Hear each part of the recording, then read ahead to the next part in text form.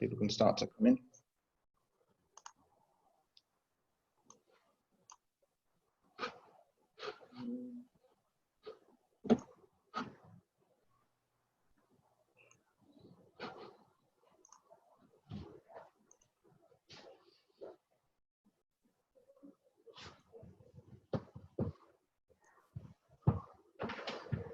So where are you dialing in from today, Andrew? So I'm home in Birmingham today. I am, yeah. Yep. Great. Yeah. I've settled into a really nice routine actually, and in terms of just like working during the day, and then because we've got childcare responsibilities, so big chunk of work, bit of exercise, dinner, and relaxing in the evening, which has been really good. Brilliant. Brilliant. Makes a change from taking Virgin trains all over the place. Absolutely, yeah. It's great to see our guests arriving. Andrew, they're looking in, which is really good. And so we'll start almost prompt on the hour. Usually there's a sort of little bit of a mad rush towards the hour time. Yeah. Well, the folks are like me, unfortunately. I'm always dialing in a few minutes after the hour for webinar. And yeah. Are folks sort of automatically muted when they come in? Yeah, that's right. Yeah. Yeah, I'm getting used to that. But I dialed into somebody else's webinar. It was an American company, so it was at 7 o'clock in the evening. And I'd been rushing right through the day. I think I just finished the work, however, and I tried to dial in, and I couldn't see on a PC or a phone a way of muting myself. And every time I made noise or somebody made a noise in the kitchen, the person stopped talking. And I was like, oh my gosh, am I disrupting hundreds of people on this webinar? So I just left. I was like, I can't take the risk. So don't worry about that, everybody. We can't, if you're making lunch in the background, keep going. We can't hear you. It's brilliant. Yeah, no, that is scary. Very scary. Yeah. Well, we've hit the hour mark, so we'll just give a few seconds. It's great to see people arriving. So I'll just do a bit of housekeeping while we're waiting. So I think most people I can see here are veterans already of the webinar world. But it's good to see you here. You should see, folks, a chat pane at the bottom of your screen. So if you can see the chat pane and you can use it, if you could just type a yes in the chat pane, so I know you're all able to use it, that's brilliant. You'll also see a Q&A button, and we'll be using that a bit later on. So that's good. Great. And whilst we will make a beginning, if people come in a little bit late, they can always watch the recording. Great to see so many people are able to use the chat pane. Brilliant. So hopefully, Andrew, you might be able to use that later on in the session to get people to give comments or thoughts on what's going to be a really interesting topic. So I think without further ado, I will welcome everybody on behalf of the organisations involved in this series of events for the construction sector. And as you know, there were 5 organisations from Constructing Excellence Southwest, Constructing Excellence Midlands, Constructing Excellence Wales. We also were joined by the Housing Forum and also STA Timber Association. And it's really good that we've also got on board the Constructing Excellence Northeast have joined as well this week. So a real warm welcome to the members from the Northeast to these events, which take place every Tuesday and Friday. And they've been running very successfully, and a big thank you really to Andrew Carpenter, really, whose leadership throughout this whole period meant that very quickly, as we went into this lockdown, we started these events which ran and have been running very successfully. So it's been a really, really interesting journey. And one of the very first talks that we had was by Andrew, who's also with us again today. So about 6 weeks ago, he gave a talk about motivation, and that's available on our website. But we're now able to bring to you a new webinar today. Great projects need great teams. So a very warm welcome to Andrew, who, without further ado, I'm going to sort of hand over to you, Andrew, to run the session today. I'm just going to make sure I get you spotlighted so people can see you. At the moment, it's just me being spotlighted. going on here, and then we can hand over to you. So, Andrew, great to have you with us again. Thanks again for being with us, and over to you. Fantastic. Well, thank you very much. I'm really pleased to be back with you all and getting the chance to chat with you. So just a little bit of background about me and my team. I work in WSP's Continuous Improvement Services team, and we focus on three things: improving performance, making projects more efficient, and solving big problems.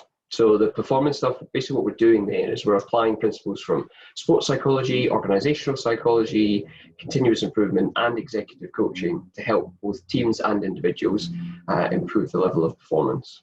And on projects, you can imagine there's a lot of lean and continuous improvement in our offering there, but it's all around making projects more effective and more efficient, so they're more likely to deliver on time, under budget, and to high quality. And then the last one, problems. We know you're solving problems every day, but really what we're interested in is helping you solve those really big, complex issues where you need that little bit of independent facilitation and support. And so that's what we offer. That's the team. And a little bit about me. I'm a chartered psychologist with a PhD in motivational psychology. I've got lots of experience in terms of working in high-performing teams in a variety of sectors. My kind of purpose, what I love to do and why I get out of bed every morning is I love helping people improve performance and solve problems. And we work so much in teams, within teams and across teams in big and complex organization or complex projects that really, great teams has become a really, really important thing for us now.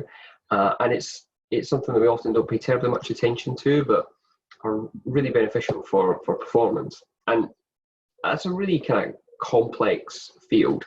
And so what I've tried to do is create a model that simplifies that for folks. Basically, there's lots of psychological principles and levers that we can develop with that. But what I sort of want to do is make that more simple for folks and let me handle the complexity and let you see the benefits of that. And we've got these kind of 4 pillars or 4 things that high-performing teams are, the things that you experience when you're on them.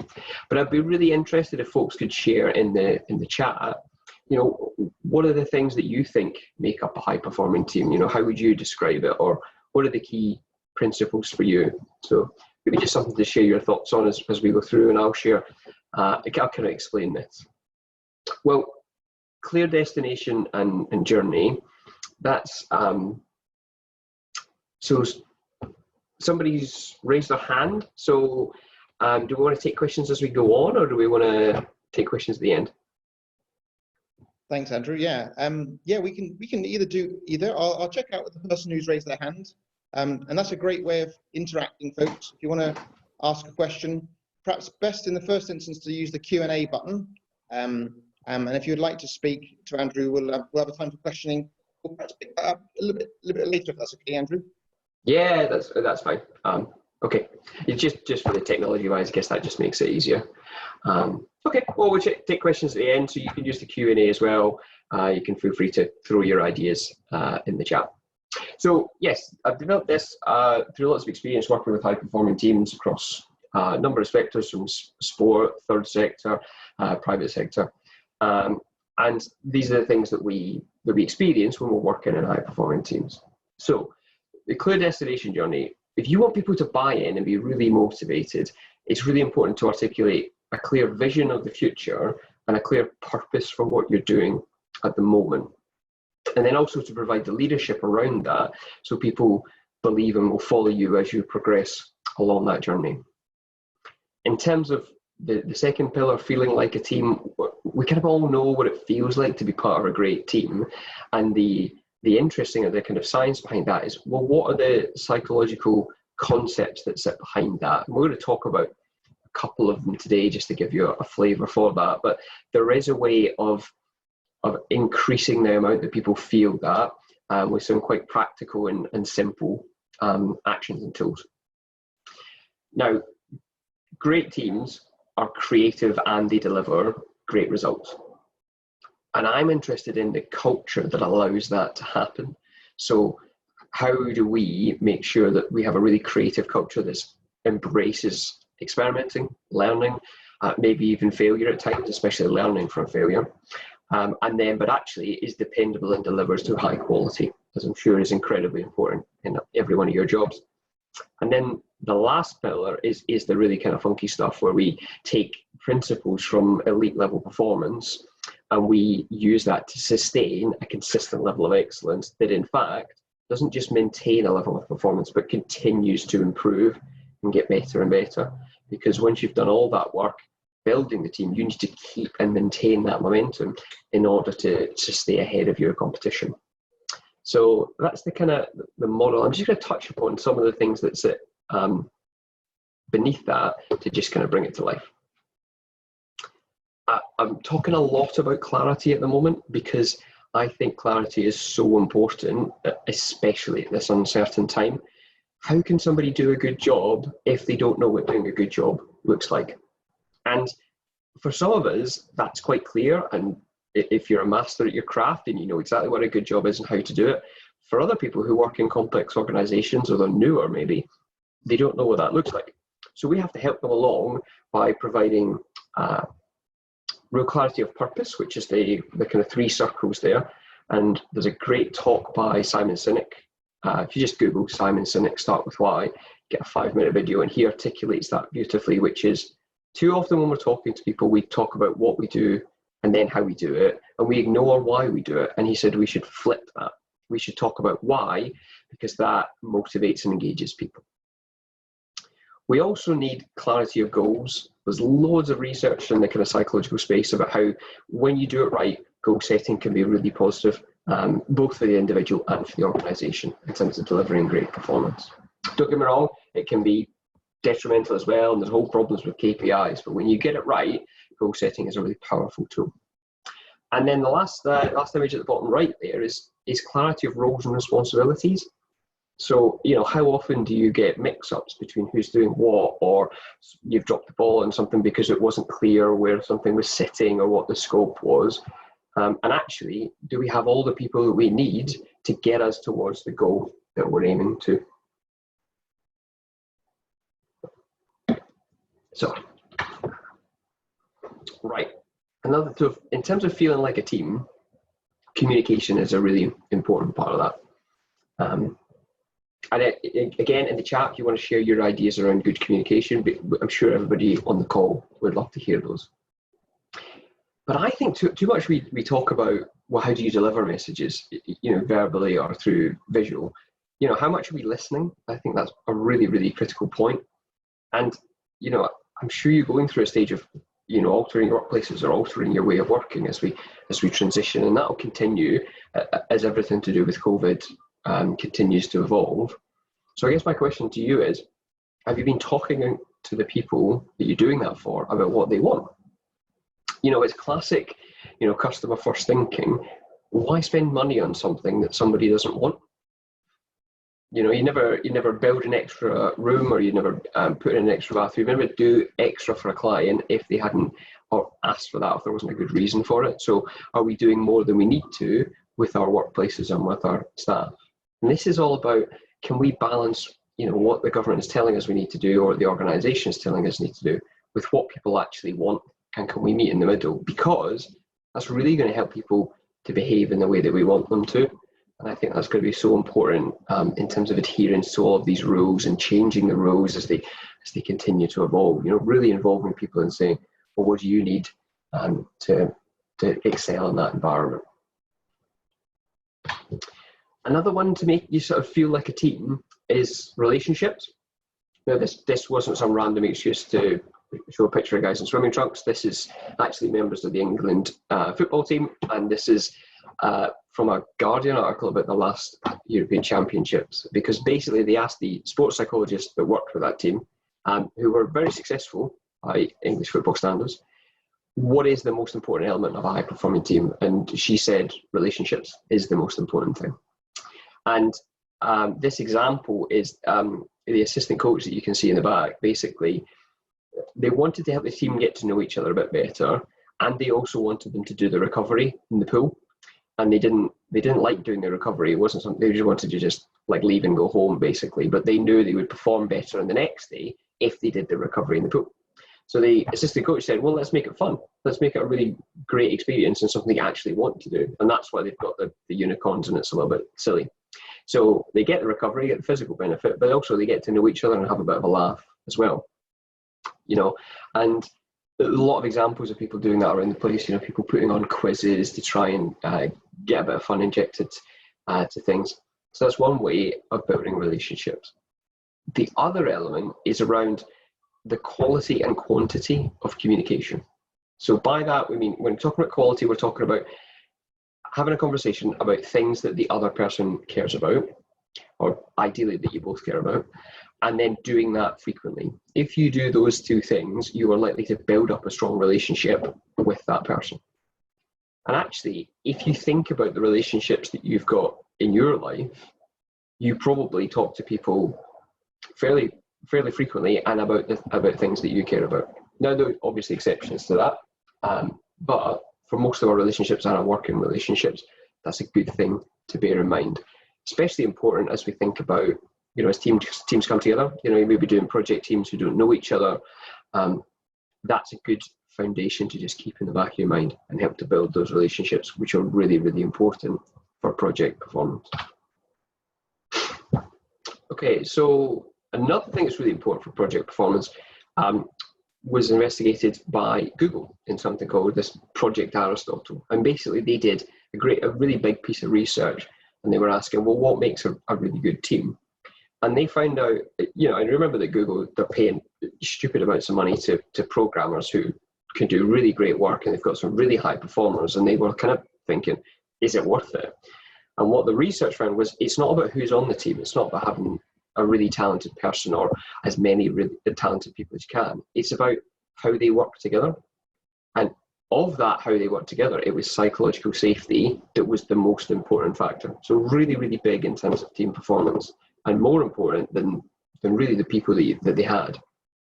So what is psychological safety?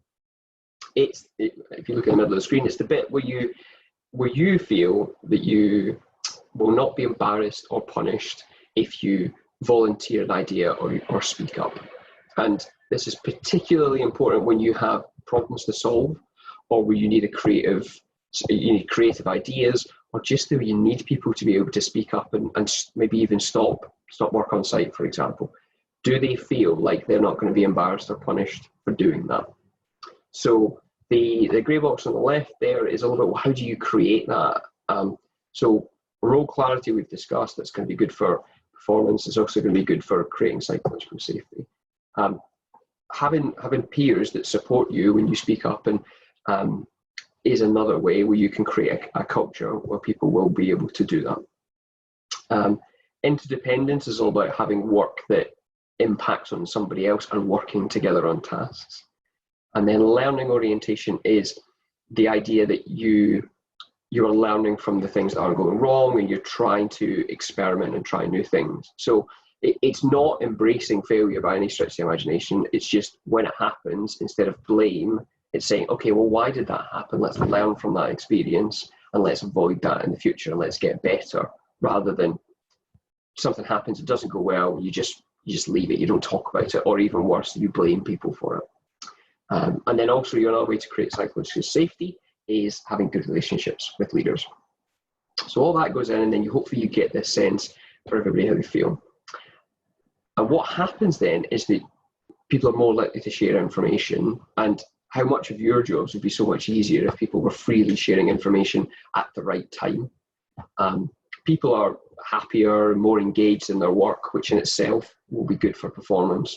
But they're exhibiting these learning behaviors. So that, it's a fancy way of basically saying they're talking to each other, they're learning from mistakes, and they're experimenting and trying new things in order to make things better in the future. And all of that results in better performance as a result of making people feel like they can offer their perspective and that they won't be punished. So, do you have that culture? Do you think if somebody came up to one of your team members and said, do you feel able to share kind of ideas from left field? Do you think you're going to be kind of punished, ridiculed? Is it going to be a bit of a laughing point? Or will people around you take that idea kind of seriously and then at least evaluate it and discuss it You don't need to adopt it, but at least treating it seriously like it could help the team. And if you don't, then there's lots of ways of creating that in the team for a really, really big benefit. And people talk about trust a lot, and people get trust and psychological safety confused because they are really similar. So psychological safety is how I feel other people react when I say something. Trust is me thinking somebody else will do what I think they're going to do, what they say they're going to do. And when there's a piece of research in the percentage of promises completed in construction, and around the world, and a big piece of research, they usually find that's around 54%. So if roughly half the time people do what they say they're going to do, it's going to be tough to build trust, because it's all about, is the person going to do what they say they're going to do? So there's a bunch of ideas there on the screen about how you can improve trust and the kind of levers that you can pull to improve that, if that's something that you need in your teams. But also worth highlighting, especially if you're working remotely from folks, checking in, especially if they think it's too much, can undermine trust, because they'll be thinking, why is this person checking in? They obviously don't believe that I'm going to deliver on time or that I'm going to get it done. So an easy fix for that is number one is asking them, when you set a task, how will you report that? And giving a date for when they're going to report that. So then you don't need to check in until that date either comes or passes. And then another couple of ideas are something around visual management. So, people using Kanban boards or any way that shows visually where work is and how it's moving through your system from sort of not started to getting done to being complete. So anything that does that will allow you to see it and everybody else to see it as a team, so you can work together and they can start to work without your intervention having to direct everybody. And then the last one is a colleague of mine, Paul Ebbs, is an expert in the collaborative production system, which is a really great way of planning and getting people to have a really great conversation that really reduces waste in a project, but also gets the people doing the work to tell you how long it's going to take. So they know how long it's going to be. You get a more accurate program and you get efficiencies because they're able to talk to each other about what they need from each other. So there's some really great stuff there. It's based on something called Last Planner, if you've come across it. It's basically an improved version of that. So that's probably enough from me in terms of showing this how you create high-performing teams, what it means, and then some of the levers that you can pull to create those. And I just wanted to stop there and open up to questions. If you've got any questions about teams or motivation or anything in terms of improving projects and performance. Brilliant. Thank you very much, Andrew. That was really interesting. I'll give you your chance to have a drink. We've got one question so far, or comment really, in the Q&A button or box. And perhaps people who are listening, they'd like to feel free to ask questions in the Q&A button or put your hand up. We'd love to have you on the panel. There's some fantastic people in the room here who run teams, high performance teams. So really good to draw people in. But you post this first question or comment here it's anonymous, but it says, the biggest challenge is getting everyone on the same page, as everyone is at different, in a different landscape, I think it reads. Getting people onto the same page, that's probably around the clarity you spoke about there, Andrew. You want to pick up that first? Yeah, absolutely. I totally agree. And I think you need to understand where the differences are in the situation to really answer that question effectively. But I'd be thinking about those points I said in terms of clarity. What's the purpose? Why are we doing this? What are the goals? And is everybody working towards the same goals, or is it all over the place with what we're trying to do?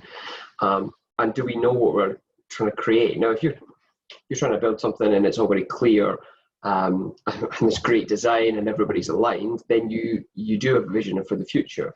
But if there's lack of clarity about the design, if there's things that need reworked and that's coming later and that's impacting other pieces of work, that's going to be really difficult.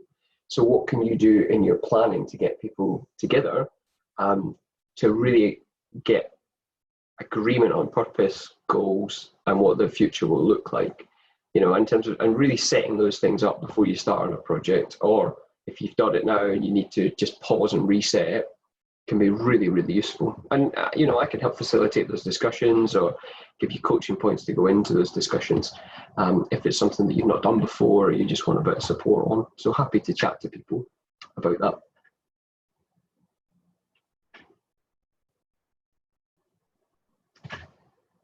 Okay. Oh yeah, sorry, back again. Yeah, a great comment here from Paul. I'm just going to see if Paul would like to join us on the panel, and also Howard's got a question. So I'll just bring them into the discussions.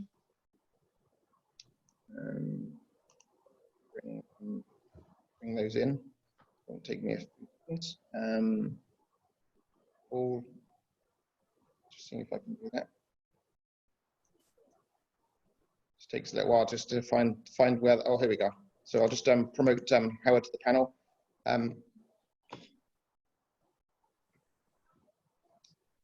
also we'll have a question from Paul. So I'll bring Paul in as well, if that's right, Paul. Afternoon, Andrew. Good afternoon, Howard. My question was, what impact do you think that the lockdown will have had on teamwork as a whole? That's a very good question. What sphere were you thinking? Like in construction, or do you mean in offices? Like what kind of world? I think just generally. I mean, I don't see why one sector would be necessarily different from another, because I think we're dealing with human beings wherever they are. So yeah. I think there's been a lot of challenges and opportunities created by lockdown. So the communication is completely different now. I think there's no opportunity to just bump into people and have a conversation. We have to be more intentional about that. So I think from one style that communication is more difficult. But I think, well, certainly my experience has been people have been engaging really well with video conferences like this to have conversations. So actually, it's different type of communication, but we're still getting lots of work done. I think there's lots of flexibility afforded to people as well. So I think that's helping performance. I think personally, and I wonder if other people feel the same, but I love not having to travel to London 2 or 3 times a week. You know, my well-being is so much better, and my work is better as well. Like I think I'm producing better work product because I'm not so tired all the time. I'm thinking clearer. So I think that's helping. But there are lots and lots of people who are impacted to the extent that they can't work. So I think there's going to be lots of change needed as we adjust to what the world looks like currently and what it'll look like in the future. So, and I think we have to be really, I think the people who are going to excel are the ones who are lucky because they can continue to work from home. And so they're in a fortunate position, but can other people be really intentional about how they communicate and how they work together and use this as a pause and a refresh to revisit their purpose and their direction and keep working towards those things and keep delivering great stuff. And I think the people that can do that will do really well. And the people who continue to follow or wait for the old way of working to come back are really going to struggle. What do you think, Howard? Well, I mean, I think you're very right. I mean, what concerns me is that it would appear that recent sort of surveys, one by the Royal College of Psychiatrists and another general one, shows that up to 50% of employees are reporting some kind of mental well-being issues, which relate to lockdown. Now, some of these are going to be dragged back to work. And I think we have to face the fact that Google report that 40% roughly of work is being carried out at home as opposed to 12% last year. My own view is probably about 40%. Is roughly about the people who are quite happy and able to work on their own. Many people will find remote working, to be honest, quite threatening. And I've got one guy at the moment who's a very senior person in an organisation who's hit depression over it. And so as a leader, you know, he's useless. So I think there are a lot of issues that come down to re-engaging people back into teamwork. Because we went in with the quality of leadership, and I'll be controversial here, that was probably not that fit for purpose beforehand. So the real question is, how fit is leadership for purpose in a new world? Yeah, and I'm a big proponent of treating everybody as individuals. And I've just talked very gently, but which is a negative and something that you kind of have to do when you're talking about big issues. But I'm big on the individual level, and line managers knowing the people and knowing how this will impact them. And when you know that, then you're able to manage it. You're able to keep an eye on the people and spot behaviour changes. And there's naturally going to be ups and downs, and it's going to be more difficult for other people. I don't have children or any dependents. I just have so much respect for the people who are working and helping their children study or attend school online or not, or trying to keep them busy. So we've all got lots and lots to deal with.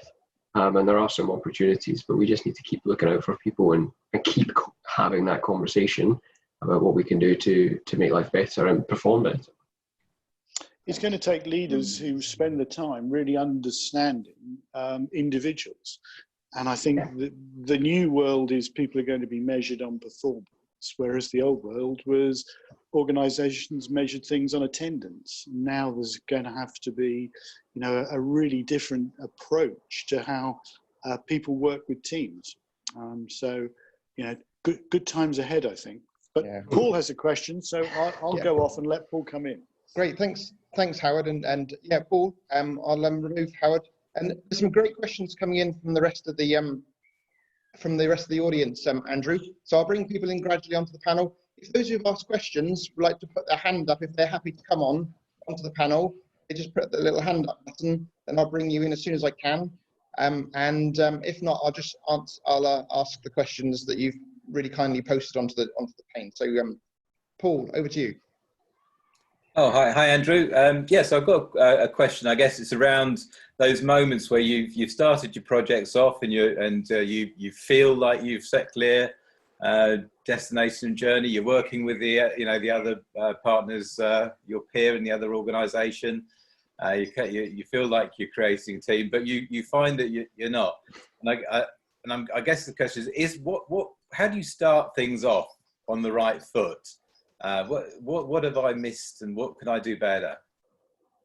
Yeah, really interesting question. But the more interesting thing is, I wonder is it a problem starting things, or is it a problem continuing and keeping things going that you're seeing?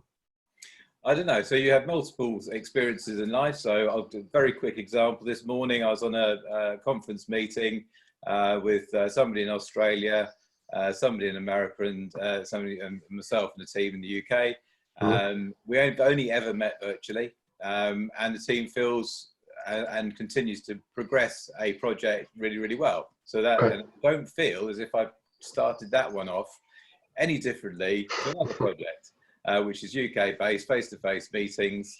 And it's, you get to a point where as a leader you have to go, right, it isn't right, it doesn't feel right. Yeah.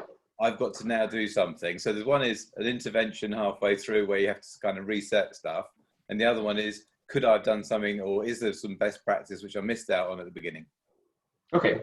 So the best practice at the beginning is probably the easiest place to start there. And we'll be talking about things like having a clear purpose that everybody has co-created and had an input into, so they feel some ownership of that. And then that can then form a charter. So I've done things with teams, for example, to set a kind of vision for the future and a kind of behavioural roadmap to get there. So what are the key milestones that we need to do? So what you're doing is, because we do this a lot, don't we? What are the behaviours? Oh, we need to be collaborative, yada, yada, yada. And it's just boring. It's all the same stuff. So rather than doing that, I said, actually, no, what are we going to do? And plotting that over time. So you get the behaviours element, but you make it tangible for people. So I think that would be you could think about that. What are the behaviours that we need for success? Mm-hmm. You could have that conversation. In terms of the project that's going well, it could just be that you like each other, and we like each other because mostly there's really great psychology behind this, but some of it's similarity, and there's all sorts of other things that go into it. But people with similar backgrounds or similar values and behaviours will get on better quickly than others. And the problem with the downside to that comes is when we work in teams across organisations, often we have lots of competing demands and we have different value sets and different behaviours, and that can tend to get in the way with our projects. So we might have, like you say, you set them up, you've got your plan, everything's going well, but then when people leave, they go back to their own organisations and they're hammered for, I don't know, your consultants are hammered for utilisation, and the constructors want to reduce cost, and then that is another thing for you to think about, and it kind of competes against the team first element in a team. So maybe there's some tangible things you can do there in terms of how do we help everybody get something out of this, so we can kind of keep those forces at bay. And then on the other hand, what else can you do to try and increase the sense of team within a particular project? And there's some really interesting stuff like in identity. So I worked with, we was a team on a road project, so Birmingham City Council, Tarmac, and myself and others from WSP. And I just standing, we're doing a workshop, and everybody was wearing their own company name badges. And it was so simple, but I was like, you're instantly putting up barriers. Oh, I'm in this team, you're in that team. And we were all the same team, we're all working together on a project. So I said to them, right, everybody take your badges off. Because it was another barrier that we didn't need on the project. So sometimes there's just really simple stuff that you can spot and say, do you know what, let's change that. And as a leader, that sends a message, and I think that could help. Brilliant, thank you. Cool. Thanks very much, Paul. I've got a question from Richard, which I'll ask. Which is, how do you deal with a line manager that is a blocker to an open discussion and does not communicate effectively? That's a really good question. I'm going to tackle it from the idea that you're that person's line manager, and then I'll maybe say a little bit about how I would tackle that if they were my line manager, for example. So as that person's line manager, you ideally want to get a situation where you can observe that behaviour and then you can give feedback on that behaviour. Especially if you've had people come to you and say that this is an issue. If that's the case, try not to say 3 months ago you were in a meeting and you did this thing. Try and make the feedback close to the behaviour, and obviously do it in private. And there's feedback models out there to follow, and there's the right time for that. But essentially my advice would be around giving that feedback and coaching that person to be a little bit more open. But at first I'd be starting with, do they know that they're doing this? Do they know that that's causing an issue? So do they know they're doing it? Do they know that's causing an issue? And then try and talk to them about, well, what's going on? Is something happening there that you want to talk about? Because when I think about the biggest performance problems that I've dealt with in organizations, often there's something else going on with that individual that hasn't excused the behavior, but has certainly given a reason for it. And if you can take the approach as a line manager to try and understand that individual, they're more likely to open up and in fact be really engaged with you in the future. So that would be, as a line manager, how I would be handling that behavior, because you always have the capacity in that situation to say, this is what I expect of you. If you didn't understand that, fine, let's work towards that in the future and let's just try and get better. And also that's the other focus. Always focus on improvement, don't focus on failure. Because people, when you give feedback, they will feel like a failure. You have to anticipate that, and you have to set the climate around, no, you're not failing, you've just done something that wasn't quite what we were looking for, and we want you to do better in the future. So it's a specific instance that we know you can improve on. It doesn't mean you're terrible at your job, it doesn't mean you're a bad person. So you want to focus on behaviour and improving that behaviour in the future. If that is your line manager, that's a particularly difficult situation to deal with, and you have to be quite conscious of that. I remember listening to a podcast, and they always used to say that, your line manager controls your addiction to food and water, which is a fancy way of saying they can fire you if they want to. So you have to be very careful and take all this with a pinch of salt. But I would perhaps talk to a trusted colleague, and if you can in the team, and then see if they're seeing the same thing.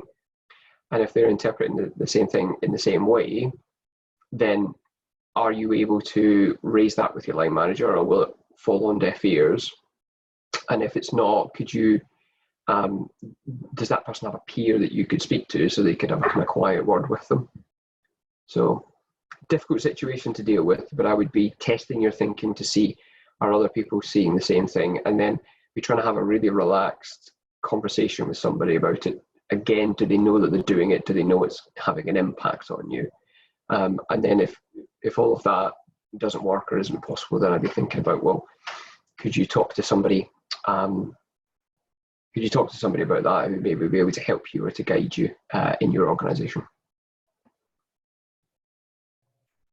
Thank you very much, Andrew. Yeah, we've got another comment here, or sorry, question actually, from Andrew.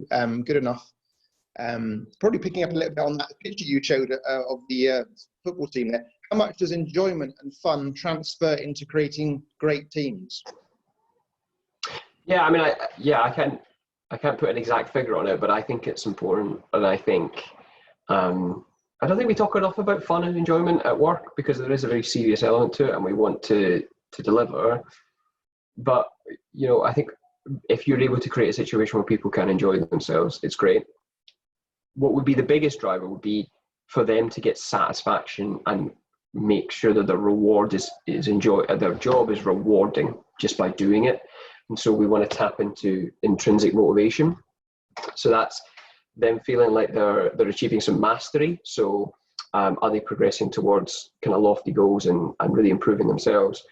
Do they have purpose? So does their work have meaning, and can they see how it can contribute? And then also, do they have autonomy? Do they have choice about how they do things? So if you can do those things, they are going to find their work satisfying. And if you can just, if you can add humor into the situation, if you can do fun things online as a team, for example, that is going to have a big difference. Because another element of the work that I do is around behavior change. And you can't get people to change behavior if they're not in the right emotional space. And I don't think you can have excellent performance when people are really angry, but you can't have really excellent performance when people are depressed, or it becomes really, really difficult. So you have to try and get the right emotional mood that's right for people. So again, it's about knowing your people. And if you know your people work really well with fun and humor, then crack a few jokes, let them crack a few jokes, be a bit more free with an agenda, because there's a performance benefit to it. Or actually, maybe that somebody works well when you challenge them a bit, where you kind of give them something and they have to prove themselves. But you have to know your people to do that. You have to know what they find fun as well. But I certainly think thinking about the emotions is a really, really important point. Brilliant. Thank you very much, Andrew. We've got a question from Simon. So Simon, you're on the panel as well. Good to see you. And just before you kick off, Simon, your question, Andrew, do you want to just stop sharing your screen just so we can see your face bigger? That's fine. It's a great slide, but we've we've seen enough of that. Yeah. Okay. We got that. There we go. Right. Andrew, good afternoon, and good afternoon, John, and good afternoon, everybody attending.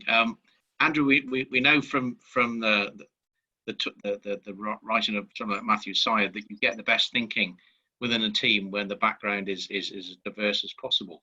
Now, we know that is, it's counterintuitive that you have all white guys deciding about the CIA, and you're not going to get the answer of bin Laden being a threat. That's exactly the example you're looking at.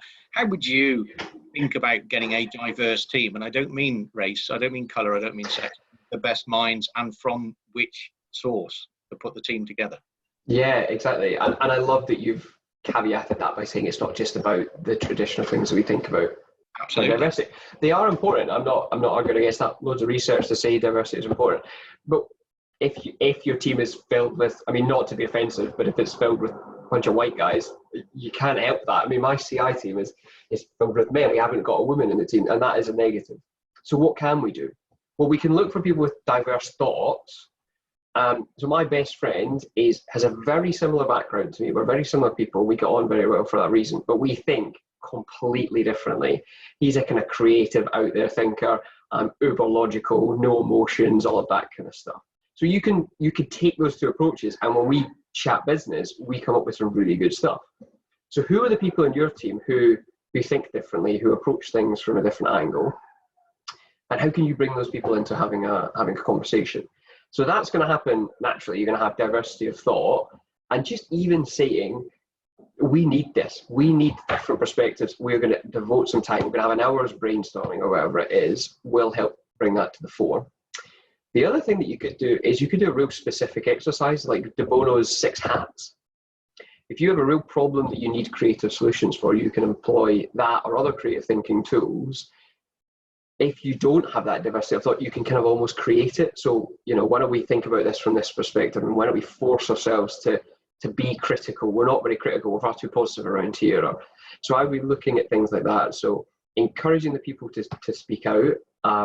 And on that, use the tools that we have. We're all sitting on Zoom calls, so get that chat window open, get people sharing ideas in there, give people space to talk, raise the hand, allow them the space, particularly for people who don't want to interrupt, and give people the opportunity to contribute before and after meetings. Absolutely. Yeah, appreciate that. Very good. Very good. Fantastic question. Thanks, Simon. Great. Thank you very much, Simon. I'll move you back to the panel. We've got another question. So I'll just turn you off. Oh, sorry, done the wrong thing. Technology is just not my thing, you know. Saying that, should I? That's all right. Great. I'm going to look at my fan in the background. That's right. Yeah. Good. So we've got a question from Natalie. How do you develop your culture so that employees can give honest feedback upwards? Very interesting. Great question. Yeah. Yeah. I mean, I wonder, it's tough to answer that in isolation without understanding the organisation. If you've got 12 people, you can get to know everybody, and then you can just go up to the desk and say, you know, how do you think things are going, and have that conversation. And I know people who do that. If you've got 1,000 people in your company, that's very different. So I'd be just utilising kind of line management structure, and I try and break things up as much as you can, because there's an old thinking from sports psychology that you can't have a team of more than 15 people, because you have cliques that form in that. So if you've got an organization, you have a culture that is the kind of collection of behavior.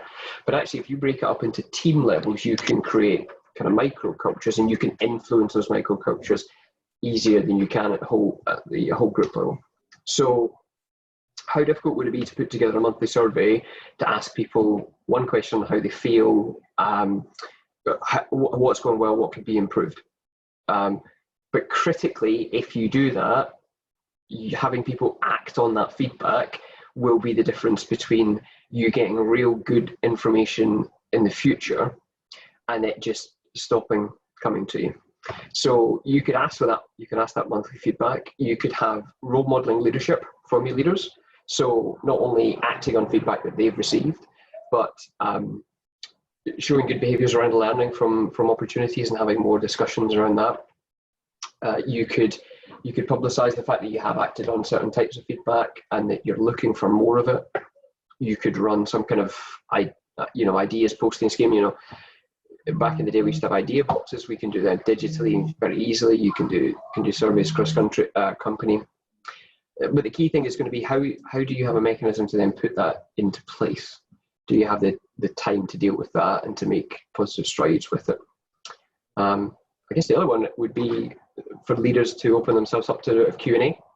You know, I suppose we've got an advantage now with webinars where we could probably get access to everybody in the organisation. So you could do a bit of a briefing, and then you could sort of open it up to a few Q&As like we've done today. And there's going to be questions you can't answer, but you can do that after and come back. So that's a long-winded answer, and I can rambled on there. So just in terms of summarising that, role modelling and leadership is going to be really, really powerful there. And then acting on the feedback that you get and then communicating that back out to the organisation to say, you know, we got this idea, we love it, we were able to implement it, it was quite easy, it had this impact on the organisation. We got another idea, harder to implement, it's going to take some time, but we're working on it, and we'll feedback periodically when we're making progress. So I'd be trying to approach it in that way. Another element of my work is around the ISO 18404 standard, which is about a transformational approach to developing a lean culture. So if somebody's interested in culture change, I'd love to have a further conversation, and we could talk more about that. So if you just drop me an email, we'll set up a time to have a chat. Thank you, Andrew. A couple more questions here. Really great question actually from Andrew Baker Keane. I actively encourage people to contribute to ideas and a direction of the team. However, sometimes junior team members misunderstand this, as they can contradict when a decision has been made for the benefit of the whole team if they disagree. What do you think is the solution to this without making anyone feel slightly less connected to the team? Yeah, what a fantastic question. And yeah, what a difficult situation to be in. I think expectations are really clear, really important here. Excuse me. Have you been clear about your expectations of people? And if not, it's dead easy to facilitate that discussion, and I can send you a template to do that. Because one of my expectations working in an organization is when you're getting feedback on an idea, you can criticize as much as you want. It's the academic in me. That's what happens. You criticize and you make something better. And you're offering your perspective because you want it to be better. You want it to be better for the team. But once a decision is made, you are a team. You are going forward together, and you unite behind that decision and you do it together. And even if you don't agree with it, you still fall in behind that decision because sometimes you don't get your way, and that's life. And maybe it's the people who've been around the organization longer have just stopped voicing their opinion, which is a shame. Or maybe it's that the young people don't understand, okay, you get to feedback, but once a decision's made, we have to go forward together as a team. So I'd be wondering, how easy would it be to have that conversation one-on-one with one of these people and saying, do you know this is kind of how it works? I love your ideas. I love your feedback. We really need them. We need this as an organization. But has anyone ever told you that once a decision is made, we go forward together as a team, even if you don't agree with it? And part of the thing about being in an organization is that you have to do that sometimes. So I wonder if even having that conversation with those individuals would help shift that. So if you could do it one-on-one, great. If that's going to come across too heavy-handed, then maybe having a team meeting where you're sort of saying, look, we've seen this, where we've made a decision and people have continued to question it. That's having X impact on the organization, probably making you less efficient and making it less likely that you're going to deliver good results. This is why we think it's best for the business. We'd like everybody to please put their efforts behind that. And this is kind of how we want to work. Hopefully that feels like a reasonable solution or situation. And if it's not, just drop me an email and let me know. Brilliant. Thank you very much. We've got a question from Liz here. How would you tackle getting the team back into the office in a really positive way? Being mindful that some staff may have concerns. So great question from Liz.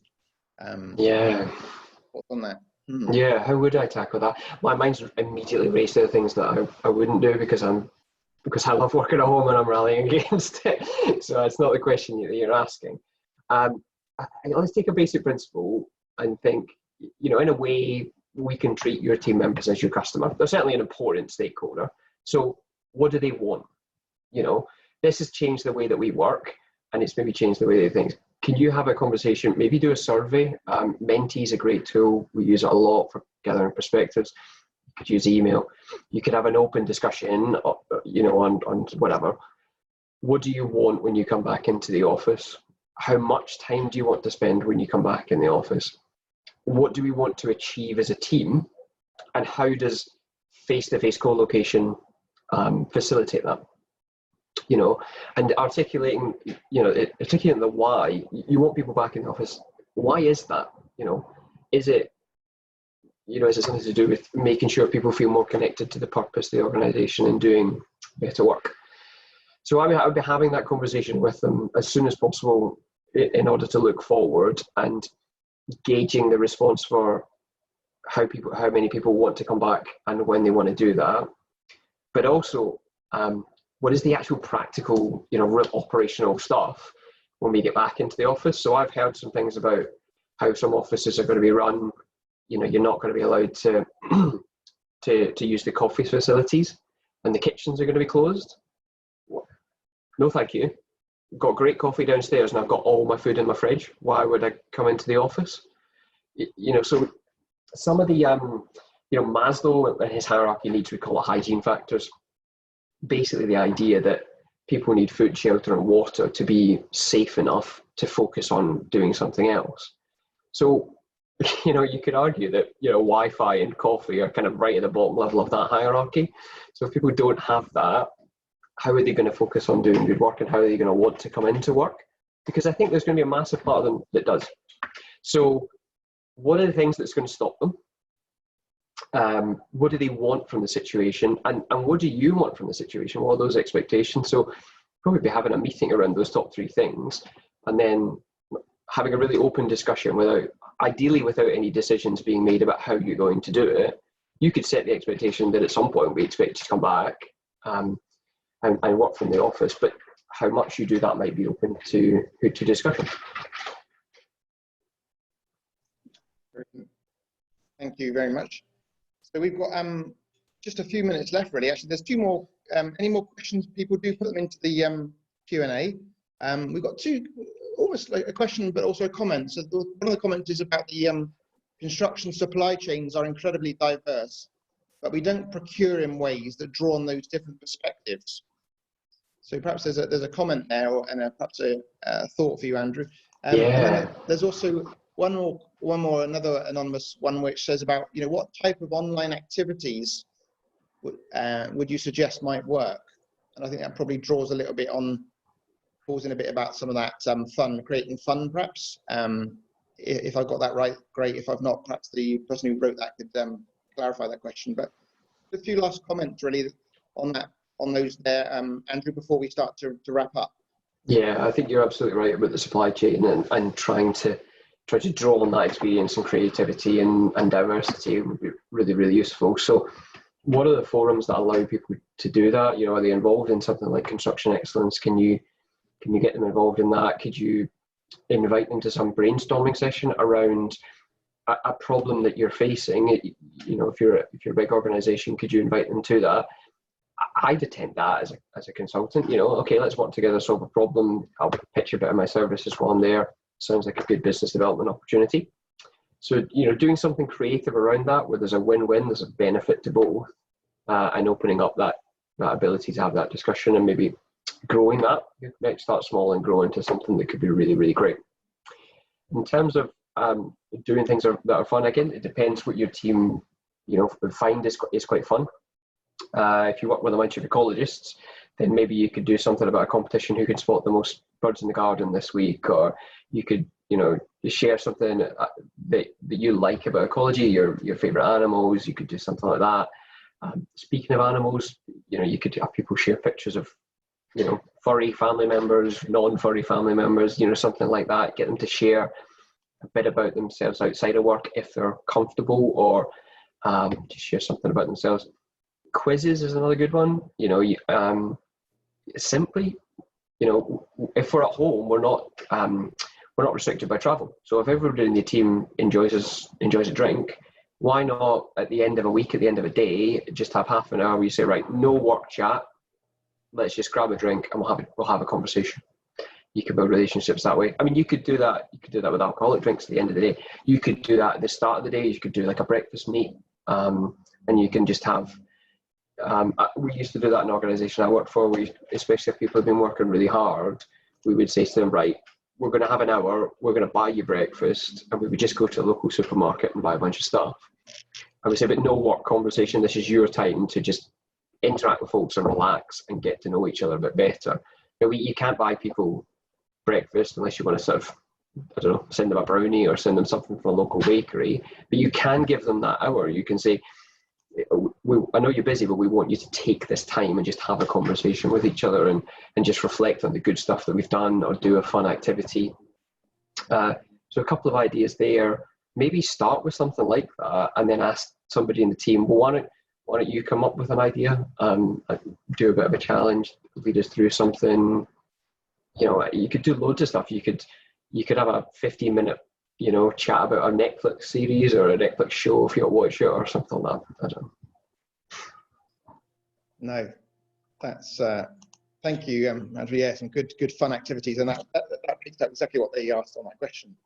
So, So if there's any more questions, guys, I'm sure you gave us your email address, and perhaps you can put that into the chat pane as well, Andrew. Yep. Just so people have got that.